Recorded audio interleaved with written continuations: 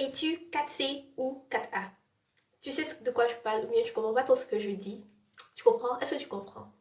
Si tu comprends pas, regarde la suite. Si tu comprends aussi, regarde la suite. Tu vas être étonné de la vérité, de la logique que j'ai trouvée derrière cette classification-là. Donc, on se retrouve tout à l'heure après le jingle. Ok?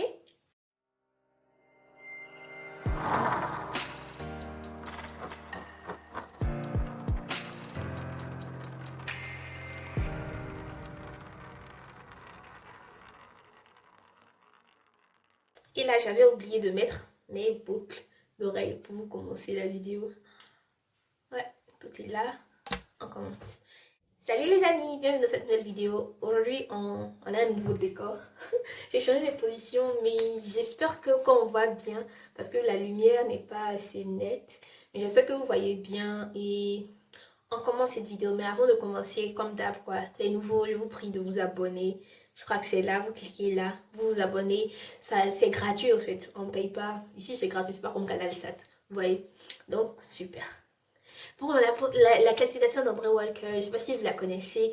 Je vous mets une image là pour voir un peu c'est quoi. C'est une classification des cheveux de 1 à 4 et des sous-catégories. La plupart des gens disent que oui, cette classification est raciste parce qu'il a mis les cheveux lisses en position 1. Moi, au fait, quand j'ai suis retenue au naturel, j'ai commencé à voir, mais pourquoi est-ce que c'est comme ça? Pourquoi est-ce qu'ils ont laissé les cheveux comme ça? Pourquoi est-ce que c'est organisé comme ça? Parce que je ne sens pas de logique là-dedans. Et quand j'ai commencé à voir les cheveux crépus, qui sont sous forme de ressorts, c'est là que je me suis rappelé de mon cours de physique mécanique, oxydation mécanique sur les ressorts. Je vais vous mettre quelques formules là, vous allez voir. Et c'est là que je me suis rendu compte que, ah mais, selon la logique, ça voudrait que les cheveux crépus, eux, ils soient en position 1.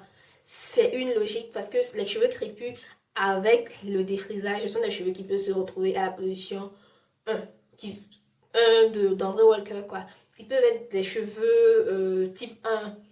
Parce que avec le défrisage, les cheveux, ils deviennent lisses.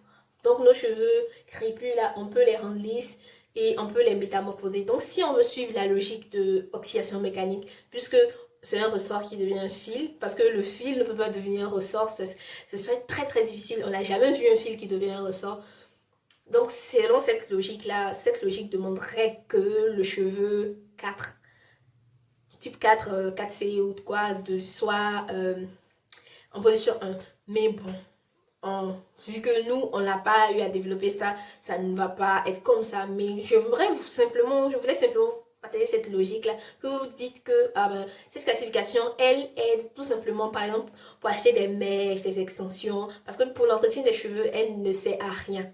Par exemple, si vous voulez acheter des mèches et on vous dit que oui, quel type vous voulez des cheveux 4C ou vous voulez des cheveux 4A, c'est dans ces cas-là que ça aide. Mais si on veut suivre une logique, c'est la classification de Hélène qui a eu un sens qui est valable. Donc, n'hésitez pas à me dire dans les commentaires si vous avez déjà pensé à ça, si vous avez dit, est-ce que cette classification vaut vraiment la peine d'être suivie? Moi, je trouve que non, parce que c'est encore un moyen encore de diviser, mais si on veut partir de la logique, si on veut être logique, on dira que oui, c'est la classification d'Hélène qui doit être là, voilà. Selon ma logique, quoi, le 1, ça doit être en sens inverse. 1, les cheveux 4C, de 4C à 1. On renverse tout simplement, vous voyez. C'est comme ça que ça doit être une logique. Vu que les cheveux lisses, ils peuvent pas rester permanemment bouclés. Or, les cheveux crépus, là, si on les défrise, bouclés, crépus et autres, si on les défrise, ils restent permanemment lisses. Donc, c'est de cette logique-là que je suis partie. N'hésitez pas à me dire votre type de cheveux selon la classification d'André Walker. Moi, je suis de type... c'est très compliqué.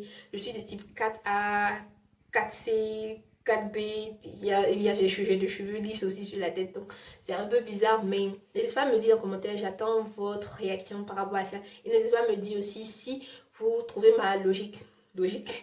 Et si vous connaissez des personnes qui ont développé d'autres méthodologies, qui pensent autrement, parce que c'est pas André Walker seulement qui a une classification, il y a d'autres, mais pour lui c'est un peu plus connu et ça suit un peu plus une logique. Non, je vais pas dire une logique, mais c'est plus connu tout simplement. Donc n'hésitez pas à partager cette vidéo à tous vos amis qui ne connaissaient pas cette classification d'André Walker là. Et on se donne rendez-vous pour une prochaine vidéo.